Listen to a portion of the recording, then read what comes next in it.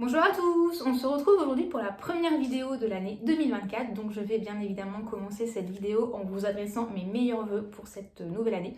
Je vous souhaite tout simplement le meilleur, peu importe le domaine, que ce soit personnel, professionnel, familial, enfin tout ce que vous voulez. Je vous souhaite vraiment le meilleur pour cette nouvelle année. On va commencer l'année en parlant de sport. C'est un petit peu, sans le vouloir, sans le faire exprès, mais on est un petit peu dans la vague des résolutions de bonne année, de la nouvelle année, puisque souvent, au moment du 1er janvier, dans les bonnes résolutions, souvent on retrouve se remettre au sport. Voilà. C'est pas forcément voulu, puisque moi je suis pas du tout une adepte des résolutions, j'en prends jamais. Voilà, j'attends pas spécialement le 1er janvier pour mettre en place quelque chose.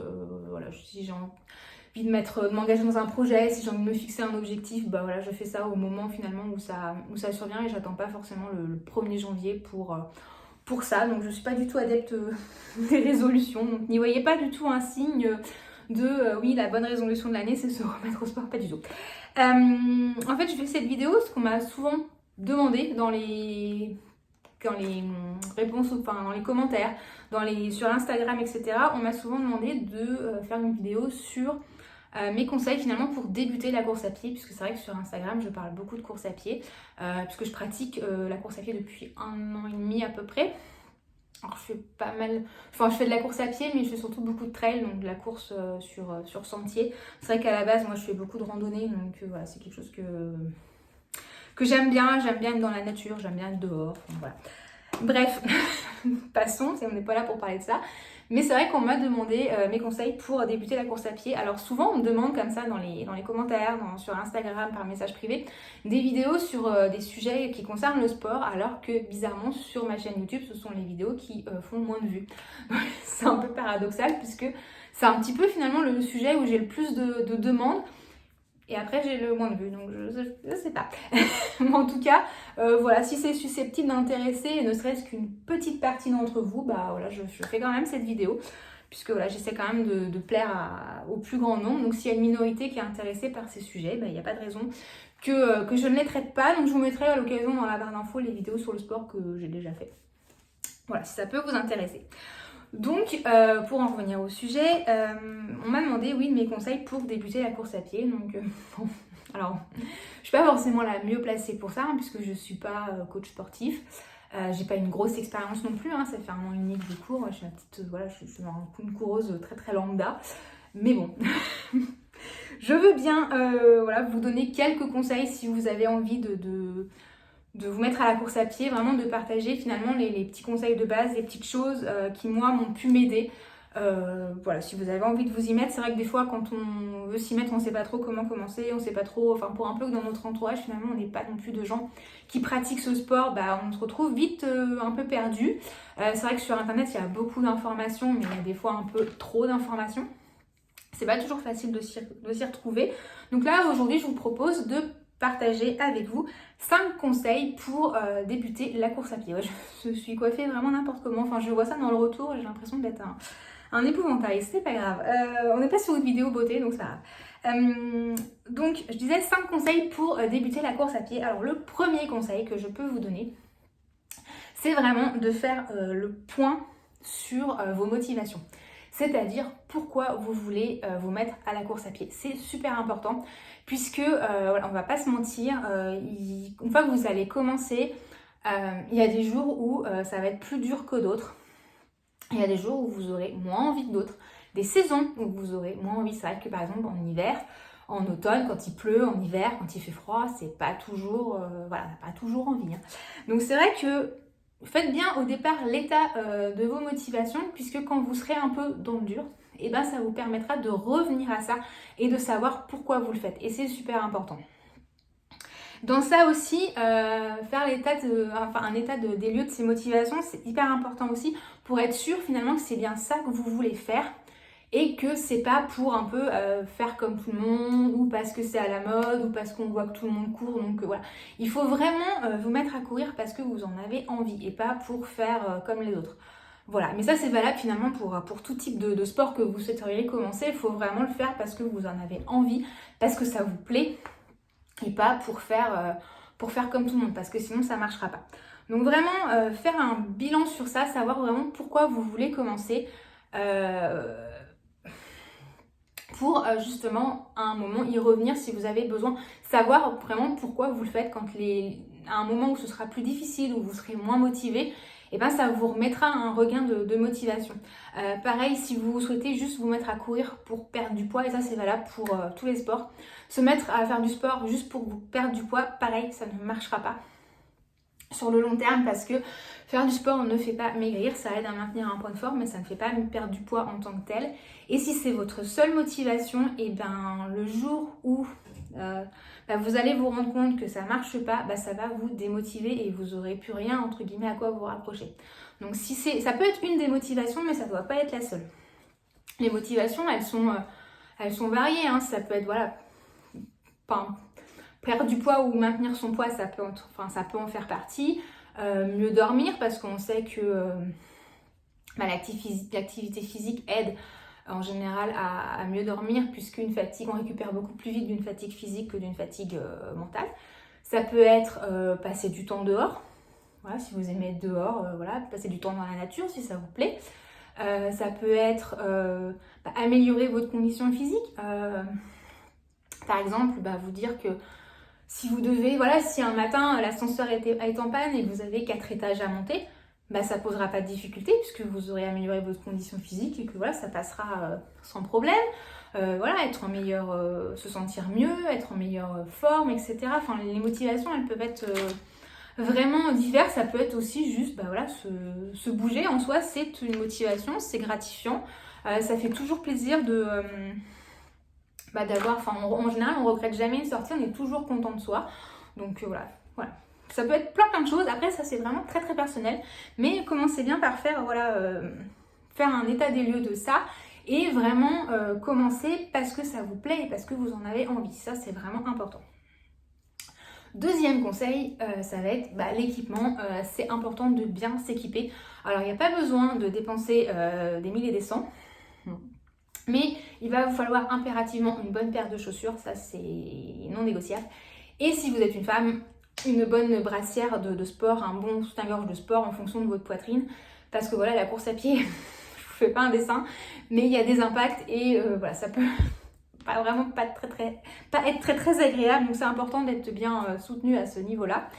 Et c'est tout en fait. Après le reste, il n'y a pas besoin de dépenser des 1000 et des 100. Franchement, vous allez chez Decathlon, ils font des trucs très très bien, pas cher. Voilà.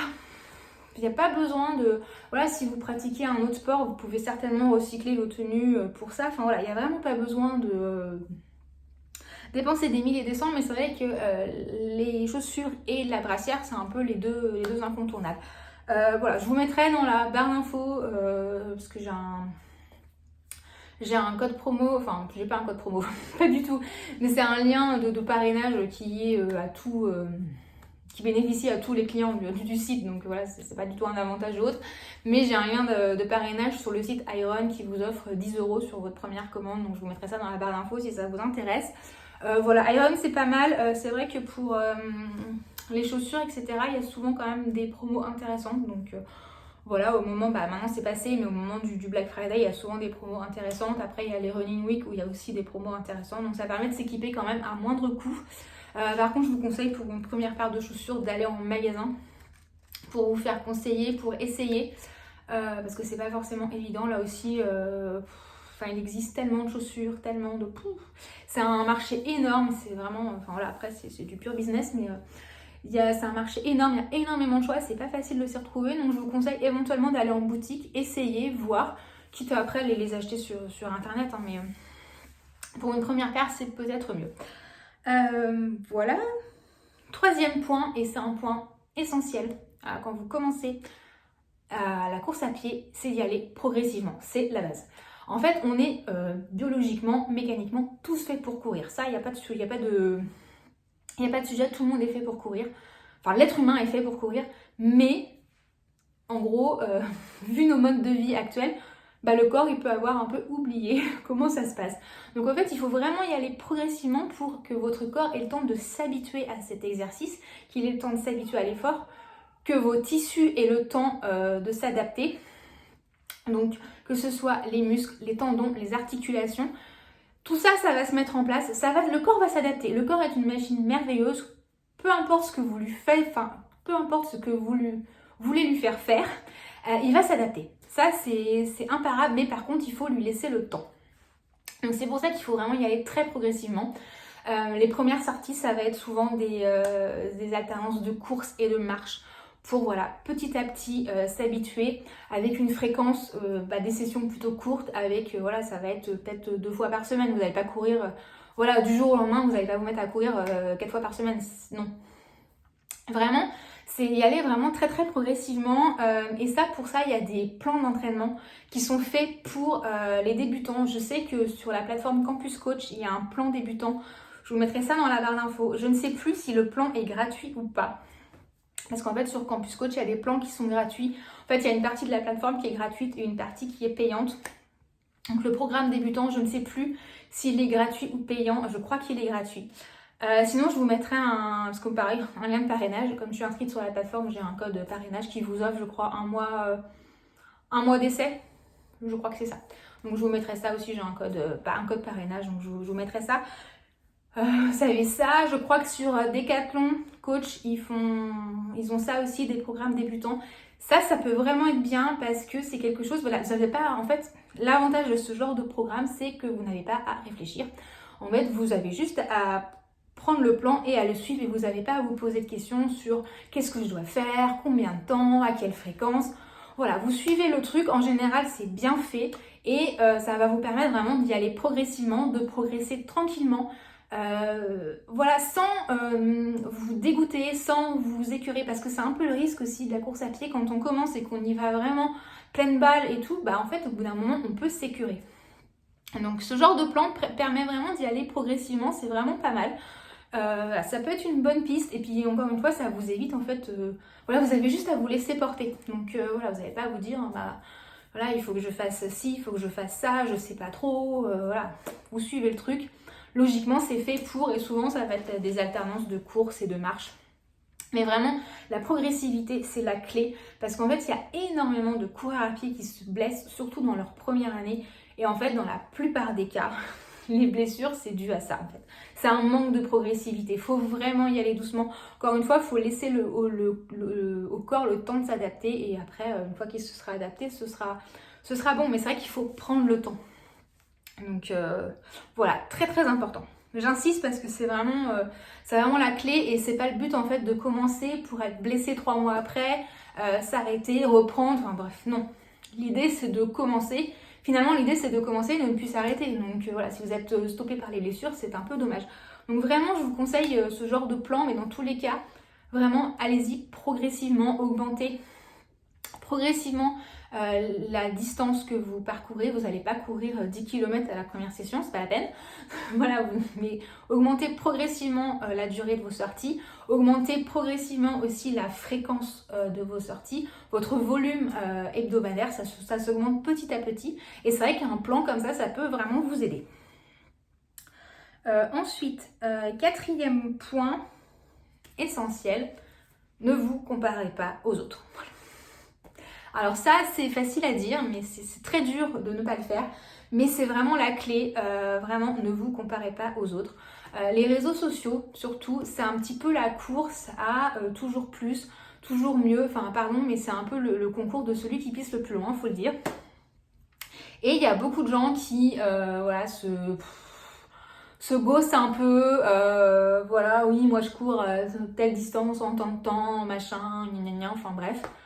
Ça, faut oublier parce qu'en plus, quand on creuse un peu le sujet, on se rend compte que c'est pas aussi simple que ça. En fait, ça veut un peu tout et rien dire. Voilà. Donc, je vois pas trop l'intérêt, moi, de se gosser comme ça, mais bon. Donc voilà, vous comparez pas aux autres parce que ça sert strictement à rien. Déjà, vous savez pas, voilà, si vous vous comparez à quelqu'un qui court depuis 15 ans, forcément, il va être, voilà. C'est pas comparable, donc ça sert à rien. On est tous plus lents que quelqu'un et on est tous plus rapides que quelqu'un d'autre. Voilà, c'est un peu l'idée qu'on est tous le lièvre et la tortue de quelqu'un. Donc vraiment, ne vous comparez pas aux autres. Il faut vraiment oublier ça. Il faut Ouais, mettre ça de côté, c'est pas facile parce que je sais que voilà, c'est un peu la course à la performance sur les réseaux sociaux et on voit bien de toute façon que les coureurs qui sont un peu plus lents sont vite un peu bâchés entre guillemets. Voilà, on va leur dire ah oui mais à cette allure-là tu marches, non, enfin voilà. Je vais pas rentrer dans ce genre de détails mais ça m'agace prodigieusement. En gros, si vous courez pas à 14 km/h, vous êtes une merde. Non, voilà, donc ne vous comparez pas aux autres, n'écoutez pas les autres, ferme les écoutilles, voilà. Parce que sinon, ça va vous plomber puis ça sert à rien.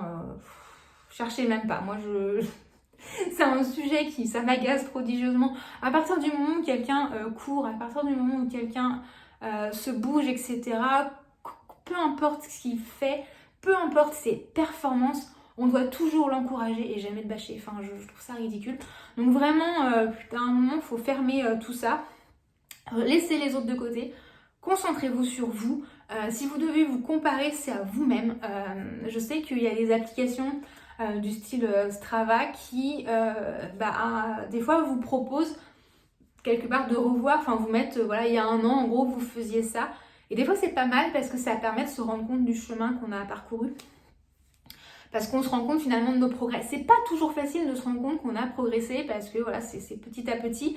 Et voilà, des fois, on a du mal à se rendre compte. Et finalement, quand on revient un an en arrière et qu'on regarde ce qu'on faisait, on se dit, ah ouais, finalement, j'ai progressé. Donc voilà, si vous devez vous comparer, c'est à vous-même. Les autres, laissez tomber. Voilà. Et enfin, un dernier conseil, c'est que si vous voulez progresser, il va falloir être patient et régulier. Parce que c'est clair que si vous allez courir une fois de temps en temps, une fois tous les 15 jours, ça va être compliqué. Pour progresser, il faut vraiment être régulier. Alors après, vous avez le droit aussi de vouloir juste aller courir une fois de temps en temps comme ça, juste pour le plaisir, sans vouloir progresser ou quoi, enfin voilà, juste... ça c'est ok aussi, vous n'êtes pas obligé non plus, on est obligé de rien. Donc vous n'êtes pas obligé non plus de vous inscrire dans un plan de progression, etc. Si votre kiff c'est juste d'aller courir une fois de temps en temps, une fois tous les 15 jours, mais sans chercher à faire plus, si c'est pas un objectif, mais tant mieux, mais allez-y, il n'y a pas de problème. Mais si vous voulez progresser, c'est clair qu'il va falloir être régulier et être patient. Voilà, c'est un peu le moins facile, mais c'est vrai que les progrès arrivent, mais ils sont parfois longs. On est parfois face à des plateaux où on a un peu l'impression de stagner, mais petit à petit, on progresse, mais voilà, faut être patient, ça vient pas en 15 jours. Donc c'est vrai qu'il faut être patient et régulier si vous voulez progresser. Mais encore une fois, vous n'êtes pas obligé de vouloir progresser. Vous avez le droit aussi de vouloir courir juste une fois de temps en temps comme ça. C'est ok. De la même manière, vous n'êtes pas obligé non plus de participer à des courses. Voilà, si c'est pas votre truc, c'est pas votre truc, le faites pas. Enfin voilà, c'est pas parce que vous participez pas à des courses que vous n'êtes pas un vrai coureur. Hein. À partir du moment où vous courez, vous êtes un coureur. Donc il n'y a pas besoin en fait de s'inscrire à des courses ou quoi. Enfin voilà, faites comme vous le souhaitez. Voilà, je vous donne quelques conseils. Enfin là, si vous voulez progresser, c'est vrai qu'il va falloir vous astreindre à ça, mais voilà, vous êtes obligé de rien. Voilà. C'est tout pour ces 5 petits conseils. Donc encore une fois, c'est pas... j'ai pas inventé le fil à couper le beurre, c'est pas les conseils les plus révolutionnaires, mais voilà, c'est 5 petits conseils. Peut-être que j'aurais bien aimé aussi avoir moi quand j'ai commencé, parce que je me suis retrouvée un petit peu seule, parce qu'autour de moi, personne ne pratiquait. Après, j'ai rencontré d'autres gens qui pratiquent la course à pied, mais c'est arrivé après que je commence, donc... c'est un peu, voilà, le timing n'est pas forcément bon, mais c'est vrai que c'est des petits conseils que j'aurais bien aimé avoir. C'est mon expérience aussi, c'est des conseils globalement que j'ai appliqués et qui ont plutôt bien fonctionné, puisqu'aujourd'hui je continue à courir. C'est quelque chose qui me plaît, qui me fait du bien. J'ai progressé, doucement, mais j'ai progressé. Et puis surtout, voilà, je me suis pas blessée, donc là j'ai pas de pète, j'ai rien, donc pourvu que ça dure, mais voilà, donc a priori c'est que j'ai bien appliqué les bonnes règles. Encore une fois, le point essentiel, c'est vraiment la progressivité. Voilà, faut vraiment y aller. Y aller doucement, vous verrez, parce que c'est pareil, si vous y allez trop fort, vous allez vous dégoûter et ça, c'est vraiment dommage. Voilà, donc je vais m'arrêter là. J'ai l'impression que c'était un peu brouillon, comme tout ce genre de vidéos un peu blabla, mais voilà, j'espère que ça vous aura aidé, que ça aura répondu à ceux qui m'avaient demandé cette vidéo vraiment pour débutants. Voilà, j'espère que vraiment c'était ce que vous attendiez. N'hésitez pas à me dire ça en commentaire. En attendant, je vous souhaite une bonne fin de journée et je vous dis à bientôt pour une prochaine vidéo. Ciao!